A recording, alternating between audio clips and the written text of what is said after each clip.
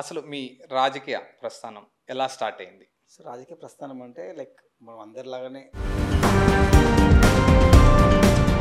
కాంగ్రెస్ అనంగానే మహాసముద్రం అంటారు. మహాసముద్రం లాంటి కాంగ్రెస్‌లో మీ ఎదుగుదలని మీరు ఎలా చూస్తున్నారు?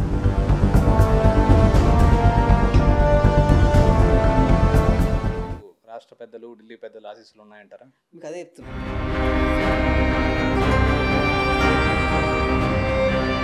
కాంగ్రెస్ గెలుపు రేవంత్ రెడ్డి గారిదంటారా? రాహుల్ గాంధీ గారి కృషి?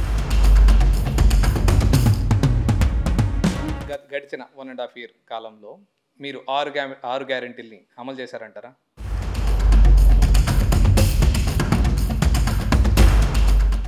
ఉచిత బస్సు పెట్టారు. సో ఆర్టీసీ నష్టాల్లోకి దోశారని అంటున్నారు. పని చేస్తేనే పదవులు రావు, లాబింగ్ ఉండాలి, లాబింగ్తో పాటు డబ్బులు కూడా అవసరం అని అంటున్నారు. ఎంతవరకు నిజం? అట్లా అనుకుంటే డబ్బులు ఎంతమంది దగ్గర లేవండి. కాంగ్రెస్ ప్రభుత్వం వచ్చాక తెలంగాణని మొత్తం అప్పుల ఊబిలో తోసేసిందని పదే పదే కమెంట్ చేస్తున్నారు. ఎంతవరకు నిజం అంటారు? అప్పులు ఉన్నాయి కానీ కాంగ్రెస్లో ఇట్లా ఉందన్నమాట. బయట వచ్చి మాట్లాడితేనే మనకు పదవులు వస్తాయనేది కూడా చాలా మందికి. అది అట్లా ఏమి ఉండదు. ఎందుకంటే నువ్వు బయట మాట్లాడిన లోపల మాట్లాడినా ఫస్ట్ నువ్వు ఏం చేయాలంటే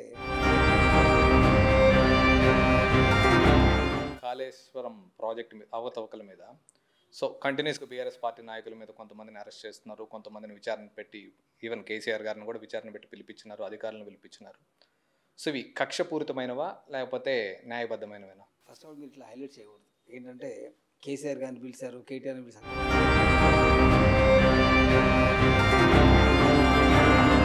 హైడ్రాన్ సపోర్ట్ చేస్తున్నారా? మీరు ఈరోజు చూడండి, ఈరోజు ప్రజలందరూ చప్పట్లు కొడుతూ ఉన్నారు. మీరు వెళ్ళి చూడండి. ఈ మధ్య రియల్టర్స్ అంటున్నారు, రియల్టర్స్ కానీ ప్రతిపక్షాలు కానీ అంటున్నారు, సో రైతుల ఆత్మహత్యలే కాదు ఫ్యూచర్లో రియల్టర్స్ ఆత్మహత్యలు కూడా చూస్తారు, ఇలానే జరిగితే అని అంటున్నారు. రియల్ ఎస్టేట్ వల్ల ఆత్మహత్యలు జరగవండి. కేటీఆర్ చేయించే ఆత్మహత్యలు జరుగుతాయి. కేటీఆర్ వల్ల నష్టపోయిన వాళ్ళే జరుగుతాయి.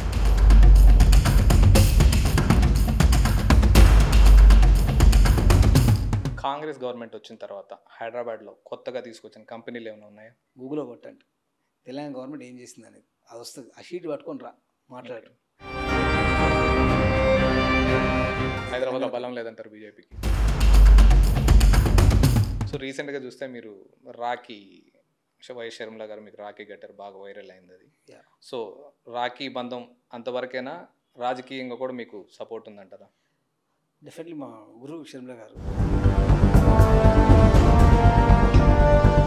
మీ గాడ్ ఫాదర్ ఆమె. Godfather, boss, whatever you can say. మీ కాంగ్రెస్లో గాడ్ ఫాదర్ ఎవరైనా ఉన్నారా? గాడ్ ఫాదర్ ఒకరే ఉంటారు. ఆమెతోనే జాయిన్ అయ్యారా పార్టీలో? ఆమెతో జాయిన్ అయ్యారు.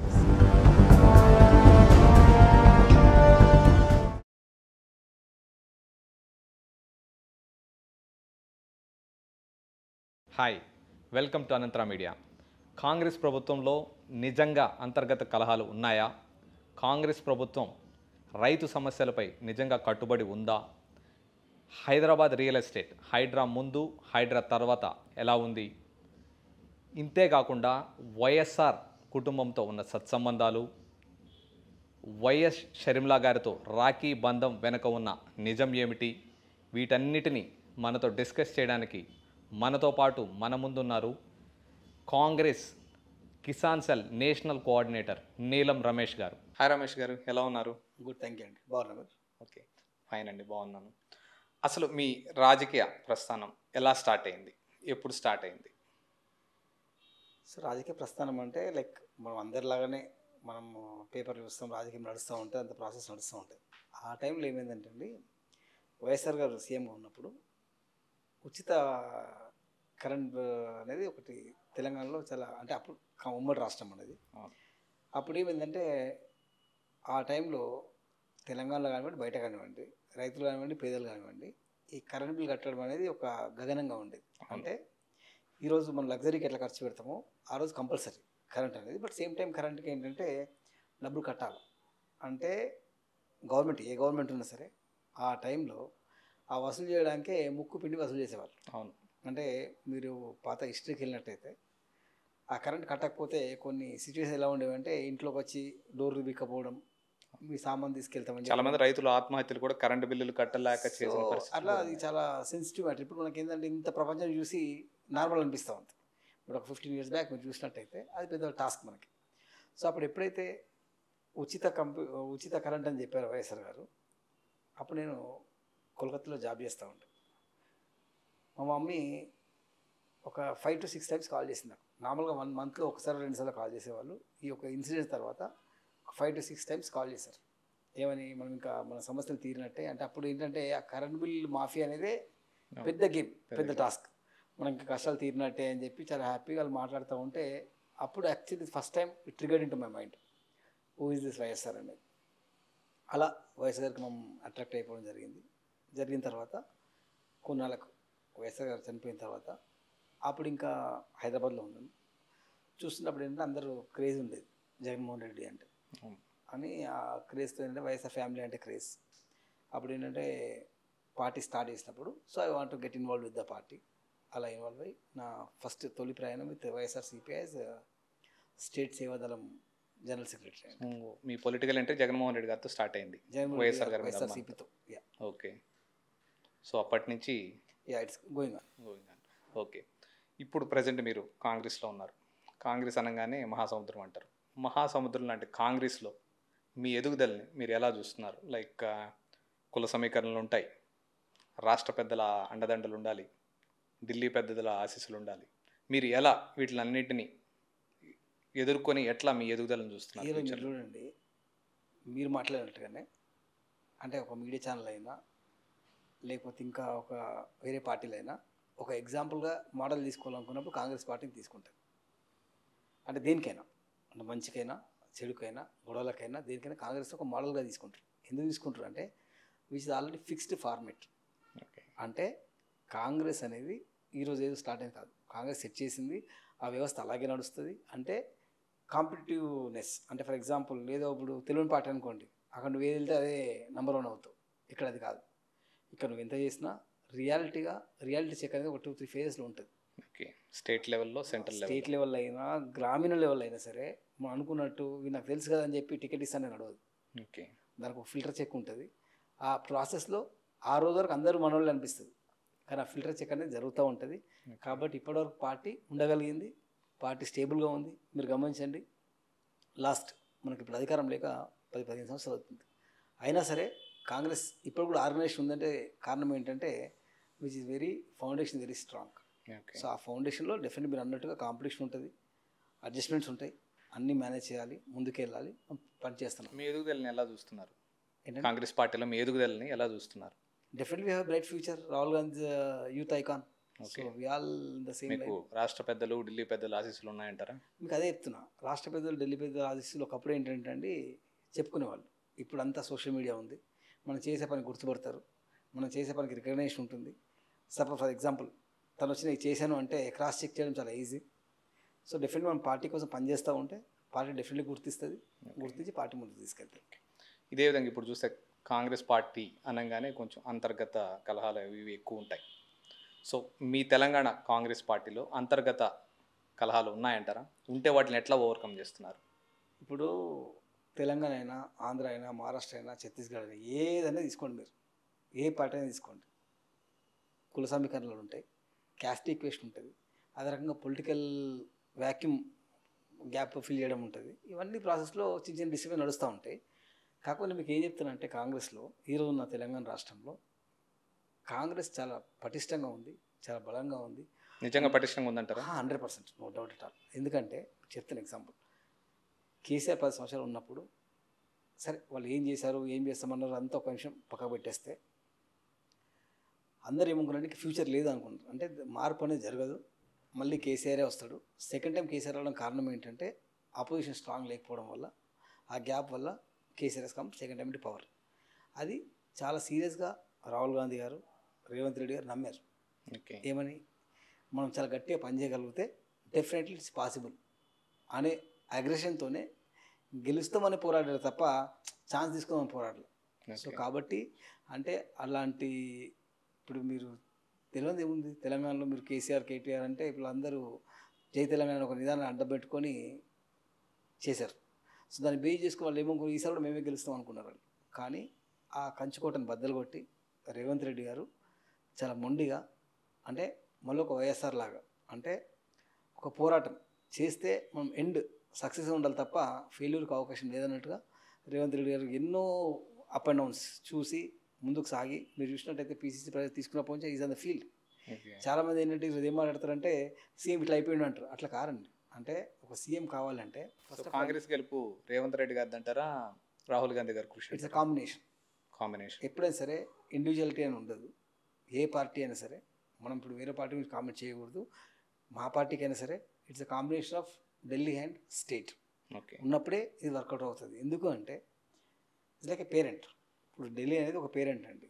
ఒక మన పేరెంట్లు ఇంట్లో ఉంటారు, వాళ్ళు మందలిస్తారు, మనకు సర్ది చెప్తారు, వాళ్ళు మనకు అన్ని కాంప్రమైజ్ చేస్తారు, సెటిల్ చేస్తారు. ఎందుకు చేస్తారు? Parent is a parent. వాళ్ళ షాడోలో మనం పనిచేస్తాం అంతే తప్ప మనం వాళ్ళకు ఏదో ఊడిగం చేసేది ఏమి ఉండదు. సో రీసెంట్గా మీరు చూస్తే అంతర్గత కలహాల్లోనే రాజగోపాల్ రెడ్డి గారు, కోమటిరెడ్డి రాజగోపాల్ రెడ్డి గారు చాలా వ్యాఖ్యలు చేశారు రేవంత్ రెడ్డి గారి మీద.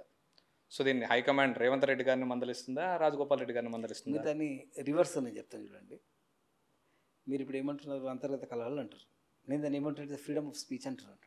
అంటే వేరే ఏ పార్టీలో అయినా సరే ఇలా మాట్లాడితే ఇమ్మీడియట్ వాళ్ళంతా కంగారు పడిపోతారు. మా దగ్గర కంగారు ఏం లేదండి, we are open to discussion, open to debate. ఎవరికైనా సరే వాళ్ళకు నచ్చింది వాళ్ళు చెప్పొచ్చు. But which in the parameters of the party ఉంటుంది. పార్టీకి ఒక క్రమశిక్షణ సంఘం ఉంటుంది, వాళ్ళు చూస్తారు అదంతా. సో ఈ క్రమశిక్షణ సంఘం రాజగోపాల్ రెడ్డి గారి మీద ఏమైనా యాక్షన్ తీసుకుంటుంది అంటారా? ఇప్పుడు నేనేమంటుంటే రాజగోపాల్ రెడ్డి మీద తీసుకుంటుందా లేదా అనేది మనం ఎట్లా డిసైడ్ చేస్తామండి. ఆ సంఘం వాళ్ళు డిస్కస్ చేయాలి, వాళ్ళతో మాట్లాడాలి, వాళ్ళకున్న ఆవేదన ఏంటి మాట్లాడాలి. మీరు చూసినట్టయితే దాన్ని మీరు పాజిటివ్ తీసుకోవచ్చు. అంటే ఇది ఎక్స్ప్రెసింగ్ ఇస్ ఐడియా. ఓకే, ఆయన ఐడియా అని చెప్తా ఉన్నాడు. సేమ్ టైం సీఎం గారు కూడా ఎప్పుడు రిప్లై అయ్యాలి అప్పుడు రిప్లై ఇస్తారు. సీఎం గారు కూడా ఎప్పుడు ఏం హెల్ప్ చేయాలో అప్పుడు చేస్తారు వాళ్ళ కాన్స్టిట్యున్సీ. ఇప్పుడు ఫర్ ఎగ్జాంపుల్ మీరు రాజగోపాల్ రెడ్డి గారి గురించి మాట్లాడుతున్నారు. అదే ఇప్పుడు రాజగోపాల్ రెడ్డి మంత్రి పదవి ఇచ్చారనుకోండి, మీరే ఏం క్వశ్చన్ వేస్తారు? రెడ్డిలందరికీ ఇచ్చుకుంటున్నారు అంటారు. ఓకే, అది మీరే మాట్లాడతారు, ఇది మీరే మాట్లాడతారు. ఆయన చెప్తున్నారు కదా నాకు ప్రామిస్ చేశారు జాయిన్ చేసుకునేటప్పుడు. అంటే హైకమాండ్ ప్రామిస్ చేసినప్పుడు ఈరోజు గవర్నమెంట్ ఇంకా మనకు 3 years ఉంది. Definitely they will fulfil. Okay, definitely వాళ్ళు రాబోయే టైంలో ఇవ్వచ్చు అంటారు. ఎక్కడో వాళ్ళు సెటిల్ చేస్తారు, వాళ్ళు మాట్లాడతారు, ఏదో చేస్తారు. కానీ we need to have patience. అంటే politics is all about patience అండి. సో పేషెన్స్ ఉంటే పాలిటిక్స్ విల్ హ్యాపెన్. అంటే కాంగ్రెస్లో ఇట్లా ఉందన్నమాట, బయట వచ్చి మాట్లాడితేనే మనకు పదవులు వస్తాయనేది కూడా చాలా మందికి. అది అట్లా ఏమి ఉండదు. ఎందుకంటే నువ్వు బయట మాట్లాడిన లోపల మాట్లాడినా ఫస్ట్ నువ్వు ఏం చేయాలంటే నీ కాన్స్టిట్యూన్సీ నువ్వు కరెక్ట్ పనిచేస్తున్నప్పుడు, అదే రకంగా నీకు గుర్తింపు ఉన్నప్పుడు ఒక టైం వస్తుంది. ఆ టైం వచ్చినప్పుడు డెఫిసి try to understand. It's like cricket match. ఒక ప్లేయరు 11 members ప్లేయర్స్ ఉన్నప్పుడు ప్రతి ప్లేయర్ ఇంపార్టెంటే. ఒక ప్లేయర్ మనం ఎందుకు వదిలేస్తాం?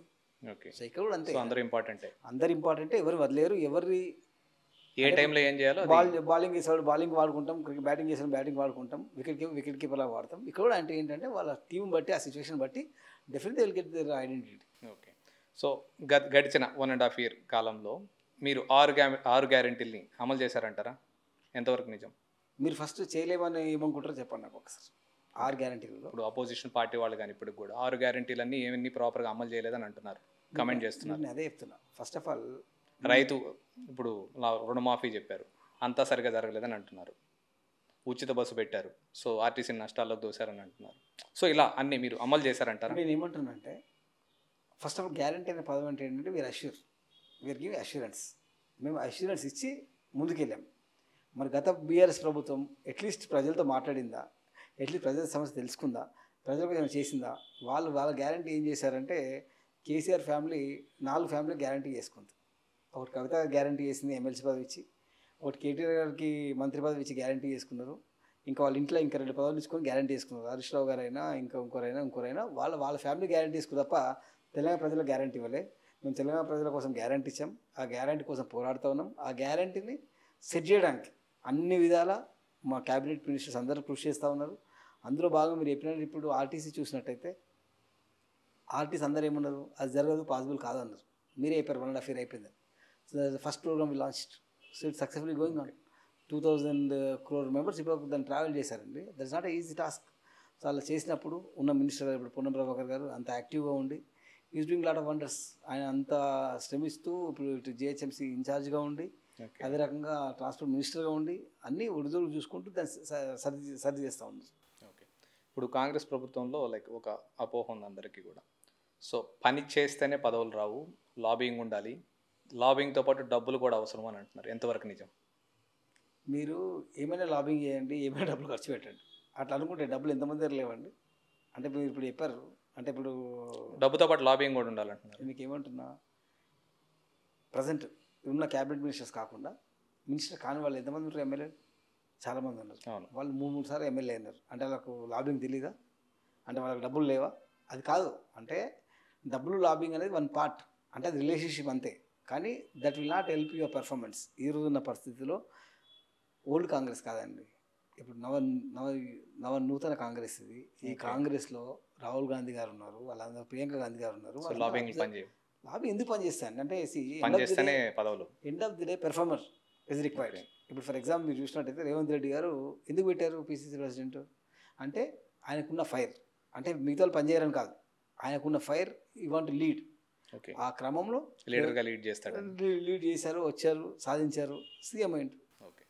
సో బీఆర్ఎస్ ప్రభుత్వం పదే పదే ఈ మధ్య రీసెంట్గా మీరు కామెంట్స్ చూస్తే కాంగ్రెస్ ప్రభుత్వం వచ్చాక తెలంగాణని మొత్తం అప్పుల ఊబిలో తోసేసిందని పదే పదే కమెంట్ చేస్తున్నారు. ఎంతవరకు నిజమంటారు? ఫస్ట్ ఆఫ్ ఆల్ అప్పుల ఊబిలో పోవడం కారణం ఎవరు? అంటే వాళ్ళు చెప్పేది ఏంటంటే స్టార్టింగ్ గవర్నమెంట్ ఫామ్ చేయగానే పాజిటివ్లో ఉంది, ఇప్పుడు డెఫిసిట్లోకి వెళ్ళిపోయిందని అంటున్నారు. నేను అదే చెప్తున్నా. రీజన్ అంటే ఇట్స్ లైక్ ఏ ఫ్యామిలీ అండి.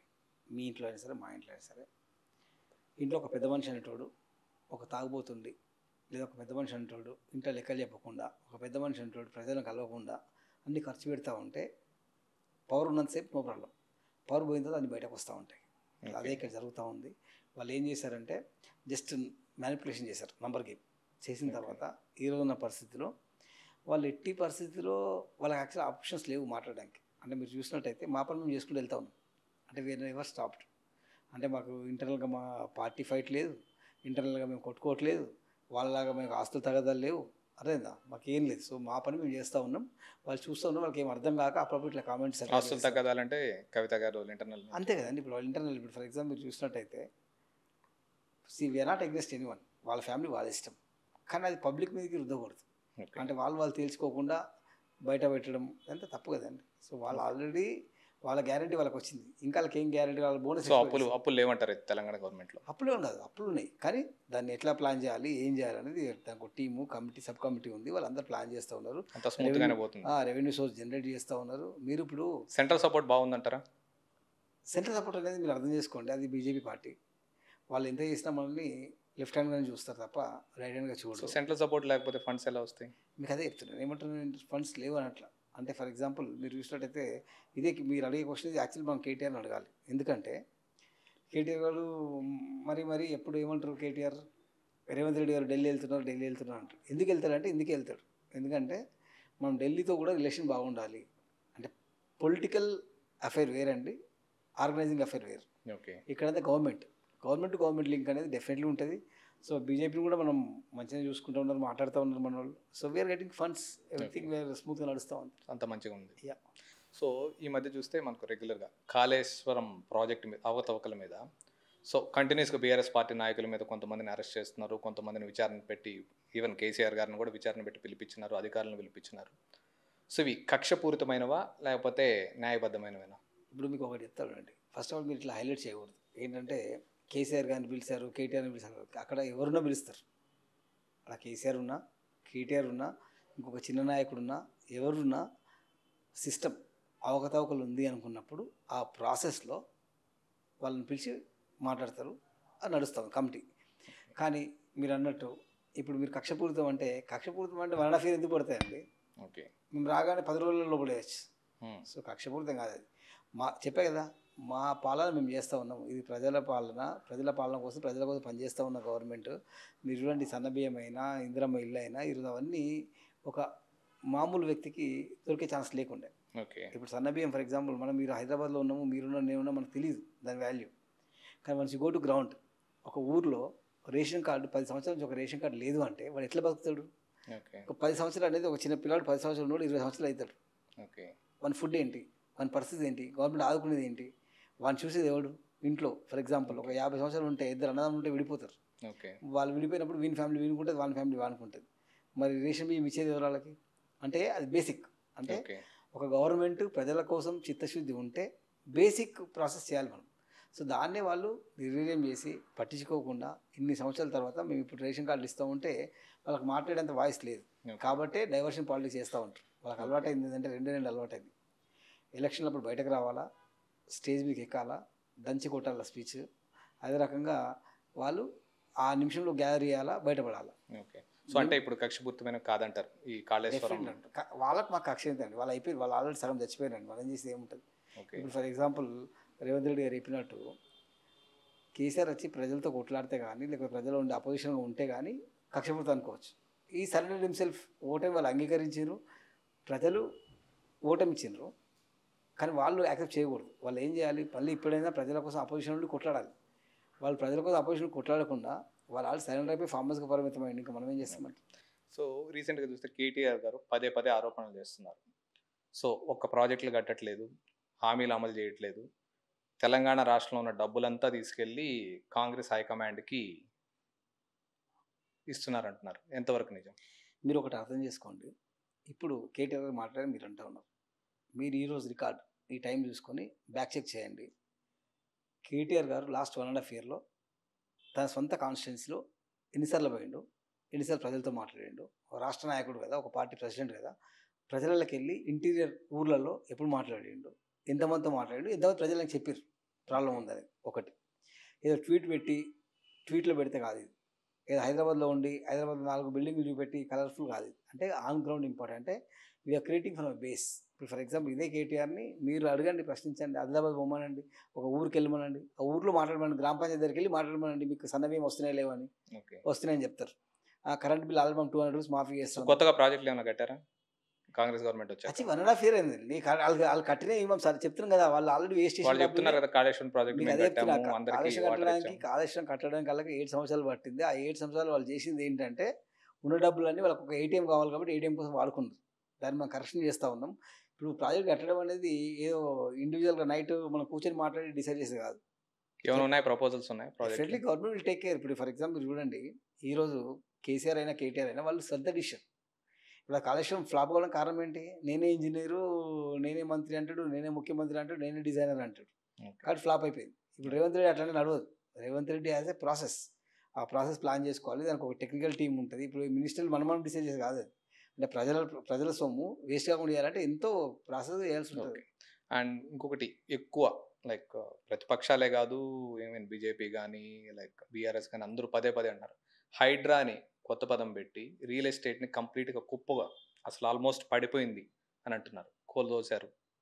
ఎంతవరకు నిజం ఈ మాట? చెప్తాను ఫస్ట్ ఒకరు సూటి జవాబు చెప్తాను. కేటీఆర్ ఒకవేళ రియల్ ఎస్టేట్ పడిపోయింది అంటే కేటీఆర్ గారు ఎత్తుకొని మోసాడా, ఎంత పడిపోయింది, ఎక్కడ ఏ లోపు పడిపోయింది తెలుసా కేటీఆర్కి? ఎందుకంటే పడిపోవడం కారణమే కేటీఆర్. ఎందుకంటే వాళ్ళు ఎంటైర్ ఓన్లీ హైదరాబాద్ కాన్సన్ట్రేట్ చేసి బయట ఎక్కడ డెవలప్మెంట్ కాన్సన్ట్రేట్ చేయకుండా వాళ్ళకి అవసరం దగ్గర భూములు కొని ఆ భూములను హైప్ చేసుకోవడానికి వాళ్ళు వాడుకున్నారు తప్ప. ఫర్ ఎగ్జాంపుల్ మీరు చూడండి ఊళ్ళో హైడ్రాన్ సపోర్ట్ చేస్తున్నారా మీరు? Welcome back. యా, సో ఇప్పుడు ఏమైందంటే ఊళ్ళో మీరు చూసినట్టయితే కేటీఆర్ గారు చేసిన విధానం, వాళ్ళు స్పోర్ట్స్ అని ఒకటి పెట్టారు ప్రతి గ్రామ పంచాయతీ దగ్గర. జస్ట్ వాళ్ళు ఒక కంపౌండ్ వేసి ప్లేస్ పెట్టుకున్నారు. ఎందుకు? అక్కడ ఉన్న వాళ్ళ రియల్ ఎస్టేట్ వాల్యూ పెంచుకోవడానికి. కానీ దాంట్లో స్పోర్ట్స్ ఎక్విప్మెంట్ పెట్టారా? పెట్టాలా. గొర్రెల పెంపకానికి కానీ ఒకటి పెట్టారు, దానికి ఏం చేశారా? చేయాల. రైతుల కోసం అని పెద్ద హాల్స్ కట్టారు, కానీ దాన్ని వాడుకోవాలి కదా.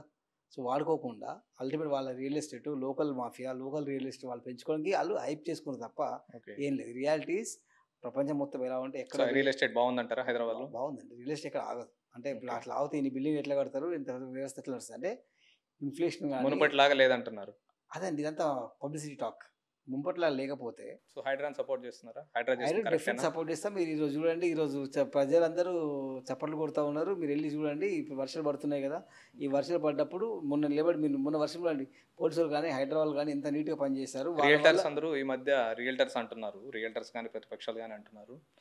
సో రైతుల ఆత్మహత్యలే కాదు, ఫ్యూచర్లో రియల్టర్స్ ఆత్మహత్యలు కూడా చూస్తారు, ఇలానే జరిగితే అంటున్నారు. రియల్ ఎస్టేట్ వల్ల ఆత్మహత్యలు జరగవండి, కేటీఆర్ చేయించే ఆత్మహత్యలు జరుగుతాయి. కేటీఆర్ వల్ల నష్టపోయిన వాళ్ళే జరుగుతాయి. కేటీఆర్ పార్ట్నర్షిప్లను పెట్టి బిల్డింగ్ పర్మిషన్లు ఇచ్చి ఎన్నో ఎకరాల ల్యాండ్ ఇచ్చి వాళ్ళ హైపో చేసుకుని వాళ్ళకి ప్రాబ్లం వస్తుందేమో కానీ మామూలు సామాన్యమైన బిజినెస్ మ్యాన్కి ప్రాబ్లం రాదు. ప్లస్ కాంగ్రెస్ ప్రభుత్వం ఎప్పుడు కూడా ప్రజలతో ఉండే ప్రభుత్వం. మేము ఫామ్ హౌస్లో ఉండి పాలన చేయము. మీరు చూసినట్టయితే మా సెక్రటరీ ఉంది, సెక్రటరీ మినిస్టర్లు వెళ్తారు, అందరూ వెళ్తారు. సీఎం గారు 24/7 అవైలబుల్ ఉంటారు. అంతేగాని మేము ఏదో మా మూడ్ని బట్టి పనిచేసే పార్టీ కాదు. ఓకే, కాంగ్రెస్ గవర్నమెంట్ వచ్చిన తర్వాత హైదరాబాద్లో కొత్తగా తీసుకొచ్చిన కంపెనీలు ఏమైనా ఉన్నాయా? సి అంటే technical doesn't of that much knowledge, but still నేను ఏం చెప్తున్నా అంటే కొత్త తీసుకొచ్చారా లేదా అనేది నవడేస్ అంత ఫింగర్ టిప్స్. అంటే ఏదో కేటీఆర్ ఇట్లా బదనాం చేయడం తప్ప కేటీఆర్ ఏం చెప్పాలంటే ఆయన ఐటీ మినిస్టర్ పనిచేసిండ్రు, గూగుల్లో కొట్టండి తెలంగాణ గవర్నమెంట్ ఏం చేసింది అనేది అది వస్తుంది. ఆ షీట్ పట్టుకొని రా మాట్లాడు. మేము ఎన్నోసార్లు చెప్పినాం, ఎక్కడికి వచ్చి మాట్లాడాను, జస్ట్ డైలాగ్ ఇచ్చి వదిలేస్తాడు. ఎందుకంటే ఇప్పుడున్న పరిస్థితిలో ఆపోజిషన్ పార్టీలో ఎవరు బాసు ఎవరనేది వాళ్ళకే క్లారిటీ లేదు. కాబట్టి మనం వాళ్ళకి ఆన్సర్ చేయాల్సిన అవసరం లేదు. Same time lot of development కంపెనీలు వచ్చాయంటారు. కంపెనీలు వచ్చాయి డెఫినెట్లీ. ఎస్. ఓకే. అండ్ ఇంకొకటి రాహుల్ గాంధీ గారు ఇక్కడ చూస్తే రీసెంట్గా చూస్తే ట్రెండింగ్ అదే నడుస్తుంది. ఈవీఎం ట్యాంపరింగ్లని ప్రాపర్ ప్రజెంటేషన్లన్నీ తీసి మొత్తం అందరికీ చూపిస్తున్నారు. సో ఇదే నిజమైతే ఈవీఎం ట్యాంపరింగ్ కానీ లేదు ఓటు చోరీ జరిగిందని పదే పదే చెప్తున్నారు. ఇదే నిజమైతే తెలంగాణలో కాంగ్రెస్ గెలిచింది, కర్ణాటకలో కాంగ్రెస్ గెలిచింది, ఇక్కడ కూడా ఏమైనా జరిగిందంటారా? నేను మీకు ఇంత క్లారిటీ ఉంది అంటే ఇది చాలా సెన్సిటివ్ మ్యాటర్, మంచి అర్థం చేసుకోవాలి. మీరు ప్రజెంటేషన్ మొత్తం చూసారా? చూసాం. దాంట్లో మీకు ఏమన్నా తేడా కనిపించిందా? అంటే what is the anything wrong? What is presented on figures is spoken. అంటే మనం ఏది మాట్లాడినా మనం వర్బల్గా మాట్లాడాలి. Okay. Everything live proof. Okay. అంటే ఫర్ ఎగ్జాంపుల్ అందులో ఒక 1% తప్పున్నా సరే ఇప్పటివరకు బీజేపీ వాళ్ళు ఎందుకు ఖండించాల? ఓకే. ఇప్పటివరకు మోదీ గారు ఎందుకు ఆన్సర్ చేయాలి? ఎందుకంటే సీరియస్ మ్యాటర్ కదా. అదే నిజమైతే ఇక్కడ తెలంగాణలో కానీ ఇక్కడ కానీ గెలుస్తారంట. సో మీరు అది ఒకవేళ అబద్ధం అయితే మీరు ఊరుకునే వాళ్ళ అంటే బీజేపీకి ఇప్పుడు గవర్నమెంట్ ఉంది, మీరు ఎందుకు మాట్లాడాలా? ఎందుకు మీ ప్రెస్ మీట్ పెట్టట్లా? అట్టప్పుడు డమ్కాలు ఇచ్చి ప్రెస్ మీట్ పెడితే ఇప్పుడు ఎందుకు పెట్టట్లా? ఒకటి మీరు అన్నట్టు ఇప్పుడు ఆంధ్రప్రదేశ్ కర్ణాటకలో మేము రాష్ట్రం అధికారంలో ఉన్నాం, ఇక్కడ జరగలేదా అంటే మేము ఏమంటున్నాం, ఇక్కడ జరిగింది అక్కడ జరిగిన క్వశ్చన్ కాదు. ఓవరాల్గా దే మిస్లీడ్. అంటే గవర్నమెంట్కి ఉన్న కాన్స్టిట్యూషనల్ పవర్ని వాళ్ళు మిస్యూజ్ చేసుకున్నారు. దాన్ని బేస్ చేసుకొని ఇక్కడ ఫర్ ఎగ్జాంపుల్ నేను జరగలేదు ఎందుకు నాకు టైం వస్తుంది, అది కూడా బయటకు వస్తుంది. అంటే ఫర్ ఎగ్జాంపుల్ వాళ్ళు ఒక ఫేజ్ ప్రకారం చేసుకొని వచ్చారు. అంటే వాళ్ళకి ఎక్కడైతే అవసరమో, ఫర్ ఎగ్జాంపుల్ బీజేపీకి దృష్టిలో ఏముండే, తెలంగాణ వాళ్ళకి ఎట్లా అవసరం లేదు. తెలంగాణ నిజంగా వాళ్ళు ఒకళ్ళు కేసీఆర్ ఆపోజిట్ పోరాడాలి అనుకుంటే బండి సంజయ్ తీసేసేవాళ్ళు కాదు. ఓకే. అంటే కేసీఆర్ ఒక నిజంగా వాళ్ళు ఇంటర్నల్గా టై అంటారా? ఇంటర్నల్గా టై అనేది తర్వాత మాట్లాడదాం. ఇప్పుడు మీరు అన్నదానికి చెప్తున్నారు, ఈవీఎం కూడా చెప్తున్నారు, వాళ్ళ దృష్టిలో తెలంగాణ లేదు. అంటే బీజేపీ కన్సందాల్లో కూడా వాళ్ళు ఏదో మాటలు డైలాగ్ కొట్టడం తప్ప మేము అధికారంకి రావాలి, మా వాళ్ళు మినిస్టర్లు కావాలి అనేది వాళ్ళకి లేదు. పొలిటికల్ అంబిషన్ లేదు. హైదరాబాద్లో బలం లేదంటారు బీజేపీకి. హైదరాబాద్లో ఉండొచ్చు కానీ వాళ్ళకి అధిష్టానానికి ఉండాలి కదండి. ఇప్పుడు మా పార్టీలో వాళ్ళకి ఫ్రీడమ్ ఉండదు మాట్లాడుకోవడానికి. హైకమాండ్ ఏది చెప్తే అదే చేయాలి. సో వాళ్ళ హైకమాండ్ ఆల్రెడీ డిసైడెడ్ ఏంటి, తెలంగాణలో మనకు అవసరం లేదు కాబట్టి వాళ్ళు ఏంటంటే ఫేజ్ వైజ్గా వదిలేశారు. ఇప్పుడు కర్ణాటకలో మీరు చూసినట్టయితే వాళ్ళు అంత అగ్రెసివ్ చేసింది కదా, ప్రూఫ్ మేము ఇచ్చింది. సేమ్ టైం వాళ్ళు బండి సంజయ్ తీసేయకపోయే వాళ్ళు మళ్ళీ ఇప్పుడు మీరు చూసినట్టయితే కూడా వాళ్ళ పార్టీ వాళ్ళే కామెంట్ చేస్తూ ఉంటారు. సో మనం చేసేది కాదు అది. సో వాళ్ళకు పొలిటికల్ అంబిషన్ లేదు తెలంగాణ పైన. తెలంగాణలో బీజేపీ రావాలని కోరిక వాళ్ళకి లేదు. మీరు చూస్తున్నట్టయితే మరి అట్లయితే కర్ణాటకలో ఉంది కదా, గట్టి పోటీ ఉంది కదా అక్కడ. ఎక్కడండి? కర్ణాటకలో గట్టి పోటీ ఉంది. ఇస్తున్నాం కదా, మేము ఫైట్ చేస్తున్నాం కదా. మేము మరి అక్కడ గెలిచారు కదా. అక్కడ మేము గెలిచామంటే మా ప్రజలు మాకు ఓటేశారు. అంటే అక్కడ వాళ్ళు అంతా ట్రై చేసినా అన్ని రకాల మోసం చేసినా ఓకే మేము గెలవగలిగాం. ఓకే. సో ప్రాపర్గానే గెలిచారంటారు. 100% ఎస్. ఇప్పుడు మీరు అదే మేము వాళ్ళను తప్పులు బయట పెట్టినప్పుడు వాళ్ళు మా తప్పులు పెట్టచ్చు కదండి. ఓకే. తెలంగాణలో మన ఎగ్జామ్ మేమేమైనా రాంగ్ తీస్తే వాళ్ళ సెంట్రల్ గవర్నమెంట్ వాళ్ళ చేతిలో ఉంది కదా, మరి వాళ్ళు ఎందుకు చేయట్లా? ఓకే. ఇప్పుడు లైక్ లాస్ట్ ఎలక్షన్స్లో మనం మీకు గ్రేటర్ హైదరాబాద్లో చూస్తే ఒక్క సీటు కూడా గెలవలేదు కాంగ్రెస్. ఓకే. ఇప్పుడు ఏమైనా పుంజుకుందంటారా మీరు మీ అభివృద్ధి కార్యక్రమాల మీద మీరు చేసే వాటి మీద? పుంజుకోవడానికి 2 కారణాలు ఉన్నాయి. ఒకటి ఏంటంటే డెఫినెట్లీ కేటీఆర్ గారు అప్పుడు ఏంటంటే తెలంగాణ అంటే హైదరాబాద్ అనుకున్నారు. ఓకే. వాళ్ళు దాన్ని అలాగే ప్రమోట్ చేశారు. సో కేటీఆర్ గారు హైదరాబాద్ బాగా డెవలప్ చేశారు అంటారు. డెవలప్ చేయాలి, ప్రమోట్ చేశారు. ఆయన ప్రమోట్ అయ్యి గెలిచారు కదా, అన్నీ గెలిచారు. అదే అందుకే చెప్తున్నా. అంటే వాళ్ళు చెప్పే కదా మ్యాజిషియన్స్, వాళ్ళకు ఓన్లీ స్టేజ్ మాట్లాడడం తప్ప ఇంకోటి తెలియదు. సో వాళ్ళ గ్రౌండ్లో ఏం లేదు. మీరు అట్లా అనుకున్నప్పుడు ఇక్కడ అన్ని నెంబర్లు వచ్చినప్పుడు మరి రూరల్ రావాలి కదండి. ఓకే. ప్రజలకు అంత చేసిన బంగారు తెలంగాణ చేసిన అన్నప్పుడు మీరు ఇట్లా కంపేర్ చేసినప్పుడు హైదరాబాద్లో ఎన్ని వచ్చినాయో ఆ నంబర్ సీక్వెన్స్ మనం తీసుకున్నట్టయితే మీ దగ్గర రావాలి కదా. ఓకే. సో ఇక్కడ డెఫినెట్లీ ఎస్, ఇక్కడ మాకు రాలేదు. కన్నా చూసి మనం లాట్ ఆఫ్ చేంజెస్ ఇలా ఇప్పుడు జూబ్లీస్లో మేమే గెలుస్తూ ఉన్నాం. సో డెఫినెట్లీ జూబ్లీస్లో కంటెస్ట్ చేస్తున్నారా? కంటెస్ట్ కాదండి, గెలుస్తున్నాం ఆల్రెడీ. ఓకే. అలాంటి క్యాండిడేట్ని సెలెక్ట్ చేశారా? క్యాండిడేట్ పార్టీ సెలెక్ట్ చేస్తుంది, పార్టీ చూస్తుంది.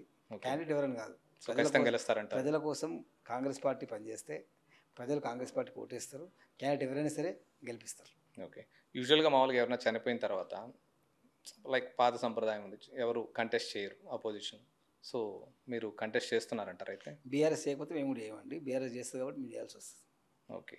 సో వాళ్ళ ఫ్యామిలీలో ఎవరైనా కంటెస్ట్ చేస్తే వదిలేస్తారా? అది అంటే బీజేపీ వదిలేయాలి, మేము ఒక్కరు వదిలేస్తే కాదు కదా, Okay. ఆపోజిషన్ పార్టీస్ కూడా వదిలేయాలి కదా. సో కంటెస్ట్ చేస్తున్నారు అయితే. Definitely yes. ఓకే. సో రీసెంట్గా చూస్తే మీరు రాఖీ వైఎస్ షర్మిల గారు మీకు రాఖీ గట్టారు, బాగా వైరల్ అయింది అది. యా, సో రాఖీ బంధం అంతవరకైనా, రాజకీయంగా కూడా మీకు సపోర్ట్ ఉందంటారా? డెఫినెట్లీ మా గురువు షర్మిల గారు. Okay. So very frankly speaking, ఎందుకంటే ఆ మండల్ లీడర్షిప్లోనే మనం పనిచేసాం. వైఎస్ఆర్ టీపీ ఉన్నప్పుడు తెలంగాణ రాష్ట్రంలో పాదయాత్ర చేసాం. తెలంగాణ రాష్ట్రంలో ఆమెతో పాటు నేను కాంగ్రెస్ చేరాను. So definitely my leader, always my boss, మీ గాడ్ ఫాదర్ ఆమె. Godfather, boss, whatever you can say. Okay. మీ కాంగ్రెస్లో గాడ్ ఫాదర్ ఎవరైనా ఉన్నారా?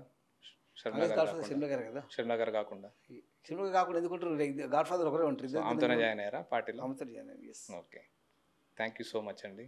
Yeah, thank you. Thank you.